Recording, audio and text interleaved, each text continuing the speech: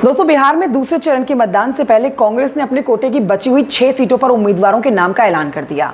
अब इसी के साथ एनडीए और इंडिया के सभी 80 कैंडिडेट्स के नाम फाइनल हो चुके हैं। जानिए टिकट बंटवारे में बिहार में किस पार्टी और गठबंधन ने किस जाति और वर्ग को कितनी अहमियत दी है, महिला और मुसलमान उम्मीदवारों को किसने ज्यादा टिकट दिया है। मैं आपको बताने वाली हूँ कि जाति की बिसात पर बिहार में कैसे टकरा रहे हैं एनडीए और इंडिया गठबंधन के प्रत्याशी। वीडियो अच्छा लगे तो आप लाइक कर सकते हैं, चैनल को आप सब्सक्राइब भी कर सकते हैं। दोस्तों नमस्कार, मेरा नाम कंचन डोगरा नेगी है। देखिए, बिहार में 7 चरणों में हो रहे चुनाव में राजद का हर तीसरा कैंडिडेट यादव है। भाजपा का 3 में से 1 उम्मीदवार राजपूत है। कांग्रेस के 1/3 दावेदार अगड़ी जाति के हैं। तो एक तरफ जाति जनगणना के बाद आबादी के मुताबिक हक और भागीदारी का वादा, तो दूसरी ओर बोगस विचार बताते हुए एक दुनिया समानांतर गढ़ने की कहानी वाले चुनाव में यह जानना बहुत जरूरी है और दिलचस्प है कि एनडीए और इंडिया गठबंधन के टिकट बंटवारे में किस जाति को कितना तवज्जो दे दिया गया है। आपको यह जानना जरूरी है कि 2 अक्टूबर को नीतीश कुमार पिछले साल सरकार ने वही जाति जनगणना की जो रिपोर्ट लोगों के सामने रखी थी, उसके मुताबिक राज्य की कुल 13 करोड़ 7 लाख आबादी में 36% लोग ईबीसी, 27% के करीब ओबीसी, 20% के पास एससी, 2% एसटी और 15% के लगभग जनरल कैटेगरी के थे।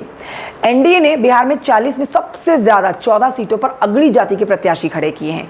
इनकी तुलना में महागठबंधन से अगर आप कर लेते हैं तो भाई तस्वीर आपको बिल्कुल उलट नजर आती है, क्योंकि तेजस्वी की अगुवाई वाली महागठबंधन ने एनडीए से 2/3 कम सिर्फ 5 सामान्य जाति के कैटेगरी को ही टिकट दिया है।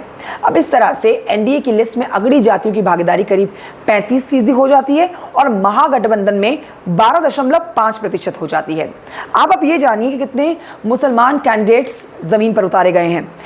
शुक्र मानिए कि नीतीश कुमार और उनकी पार्टी जदयू का चुनाव से ऐन पहले पाला बदलना, मतलब इंडिया से एनडीए गठबंधन में शामिल होना बेहतर साबित हुआ है एनडीए के लिए। एटलीस्ट 1 सीट तो उन्होंने मुस्लिम कैंडिडेट को दी है, वो भी जदयू ने 1 सीट मुस्लिम उम्मीदवार को दी है, मुस्लिम समुदाय से ताल्लुक रखने वाले प्रत्याशी को दी है। इस हिसाब से कह सकते हैं कि एनडीए ने 1 सीट मुस्लिम कैंडिडेट को दी है। वहीं आपको बात करते हैं इंडिया गठबंधन की, तो उनके यहाँ पर आप देखते हैं तो 40 में से 4 सीटों पर आप के कह सकते हैं कि कुल मिला के 10% सीटों पर राज्य के अल्पसंख्यक मुसलमानों को प्रत्याशी बनाया गया है। इस तरह से एनडीए और इंडिया गठबंधन के कुल 80 प्रत्याशियों में से केवल 5 मुसलमान कैंडिडेट्स हैं। राज्य में मुसलमानों की आबादी जबकि 18% के करीब है। मुसलमानों की बात होगी, बात करते हैं महिलाओं की। कितनी महिला प्रत्याशी मैदान में उतारी गई हैं।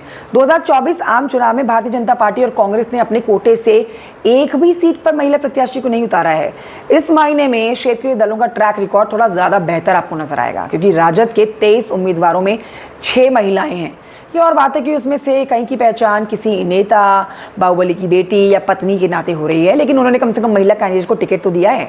महागठबंधन के खेमे में यही 6 महिला कुल प्रत्याशी जो हैं वो चुनावी मैदान में है। राजद के बाकी और सहयोगी दल यानी कि Congress, VIP, CPI, CPIM, CPIML ने एक भी टिकट महिलाओं को नहीं दिया है। बहरहाल अब ये देखना जरूरी हो जाएगा कि नतीजे कैसे आते हैं, परिणाम कैसे आते हैं। आप कॉमेंट करके मुझे बताइए, जानकारी आपको कैसी लगी है।